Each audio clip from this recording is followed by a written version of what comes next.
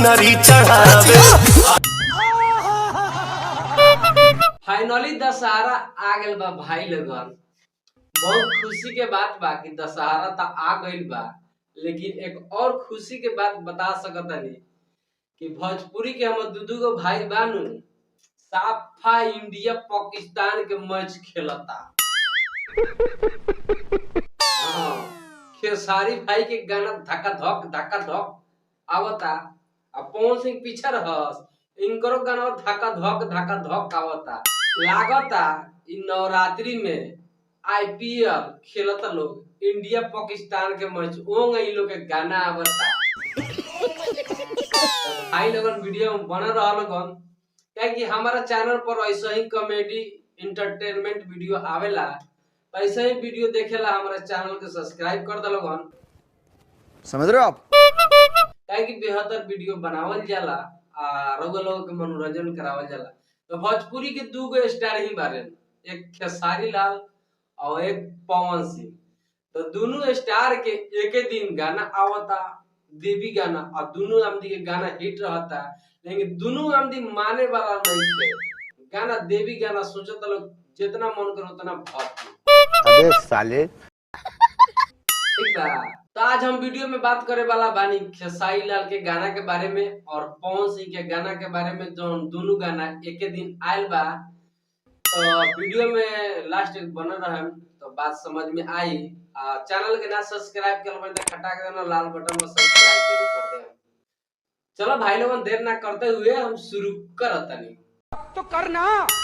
खेसारी लाल का आया है गाना खेसारी म्यूजिक वर्ल्ड पर माई आंगना में।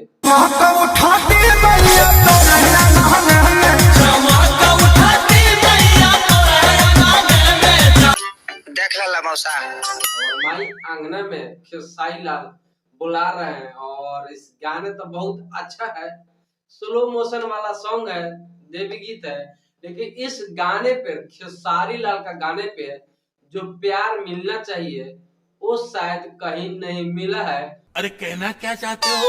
और मैं बात कर दूं इस देवी गीत पर, खेसारी लाल के गाने पर टोटल व्यू का बात करें तो अभी तक ले इस गाने को आए हुए एक दिन से ज्यादा हो गया, लेकिन अभी तक ले खेसारी लाल का गाना मात्र 8 लाख लोगों ने देखा है।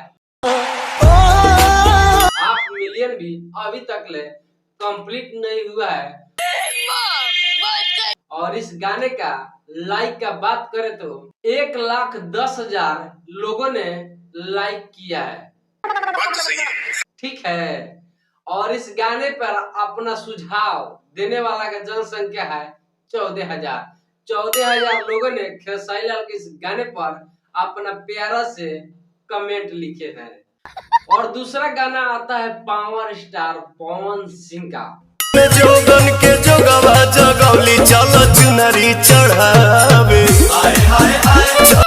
ये भी गाना हिट है, और ये भी गाना उसी टाइम पर रिलीज किया जाता है जिस टाइम पर खेसारी लाल का गाना रिलीज किया जाता है। हमारे यहाँ ऐसा ही होता है।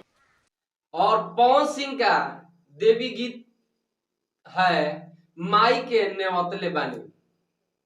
ठीक है, और ये देवी गीत आए हुए इसके भी एक दिन से बीत गया है, लेकिन इस गाने का आप सभी ने प्यार कर रहे हैं, इस गाने को बहुत ज्यादा सुन रहे हैं, तो इसीलिए पावर स्टार पवन सिंह का इस गाने पर ज्यादा व्यू आया है और आप सबका समर्थन मिला है। तो आपको बता दें इस देवी गीत पर पावर स्टार पवन सिंह को टोटल आप सभी ने प्यार किया है, 13 लाख लोगों ने देखा है। और इस गाने पर लाइक का बात करें तो ना 1,05,000 लोगों ने अपना लाइक बटन दबाया है। और इस गाने का बात बता दे कमेंट कितने हमने किए हैं, इस गाने पर कमेंट 9,000 लोगों ने कमेंट किया है। बेहतर गाना दोनों है, लेकिन खेसारी लाल के गाने से पावर स्टार पवन सिंह का गाना आगे चल रहा है, और खेसारी लाल से आगे आ चुके हैं पावर स्टार पवन सिंह। ये सब क्या देखना पड़ रहा है? तो खेसारी लाल फाइनली ये बात है कि खेसारी लाल के गाने से पावर स्टार पवन सिंह का गाना 5 लाख आगे चल रहा है। अच्छा गाना सेम डेट पे सेम दिन पर आया है, लेकिन पवन सिंह खेसारी लाल से 5 लाख आगे चल रहे हैं।